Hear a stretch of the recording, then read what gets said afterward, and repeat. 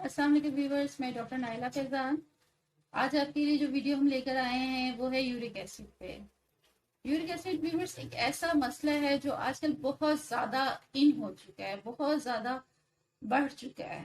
इसकी एक सबसे बड़ी जो वजह है वो जैसे मैंने पहले भी आपको बताया अपनी वीडियोस में, हमारी लाइफ में जो हमारा फूड है उसका इम्बैलेंस होना, सही तरह से अपने फूड को इनटेक ना करना, एक्सरसाइज ना करना, सोने जागने में बहुत ज़्यादा डिफरेंस रहना, उसकी टाइमिंग बरकरार ना रहना।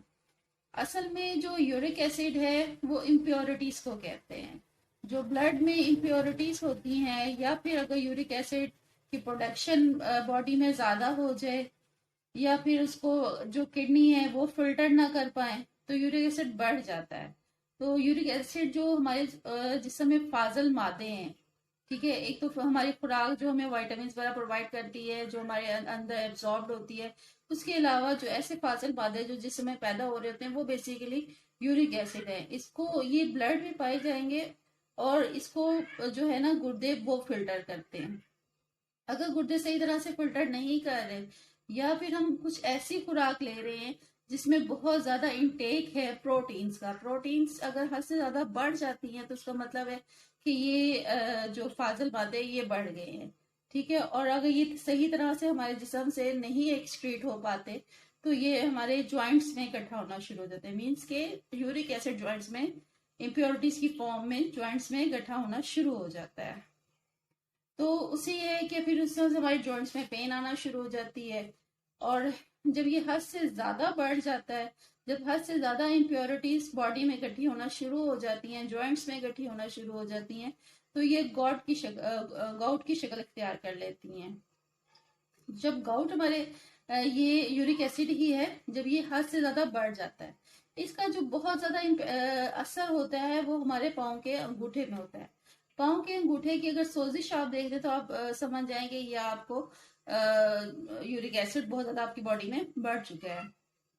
गाउट जो होता है उसमें ये चीज होगी कि उसमें आपका जो है ना जो अंगूठा है बहुत ज्यादा सोजिश उसमें आ जाएगी, बहुत ज्यादा स्वेल कट जाएगा। और जब बहुत ज्यादा सूज जाएगा जब वो, तो फिर उसमें ये है कि आपको शदीद पेन होगी, इतनी ज्यादा शदीद पेन होगी जो पेशेंट अक्सर बर्दाश्त ही नहीं कर पा रहे होते। उसका हल सिर्फ ये है कि आप ज्यादा से ज्यादा जो है ना अपनी खुराक को इम्बेलेंस में लेकर आए।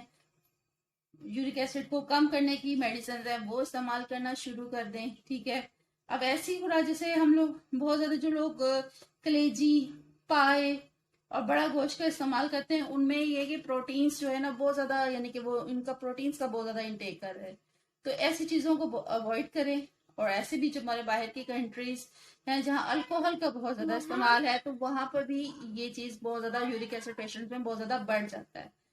तो इसके लिए फिर ये है कि आप इन खुराकों का इस्तेमाल जो है वो आप कम करना शुरू कर दें। ठीक है, और जो हमें प्रोटीन हासिल हो रही हैं वेजिटेबल के थ्रू उसको आप बिल्कुल ना रोकें, वो आपकी बॉडी के लिए इशू नहीं करेंगी। ठीक है, तो इस वजह से ये आप ऐसी चीजें ना लें। बाकी आप मेडिसिन ये यूज करें, होम्योपैथिक में इसका बहुत अच्छा इलाज है, बहुत अच्छी मेडिसिन है जो आहिस्ता आहिस्ता आपके यूरिक एसिड के लेवल को बेहतर करती हैं और इम्प्योरिटीज को बाहर निकालने में बहुत ज्यादा मददगार साबित होती हैं।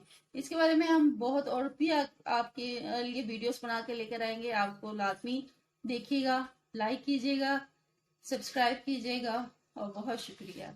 अल्लाह हाफिज।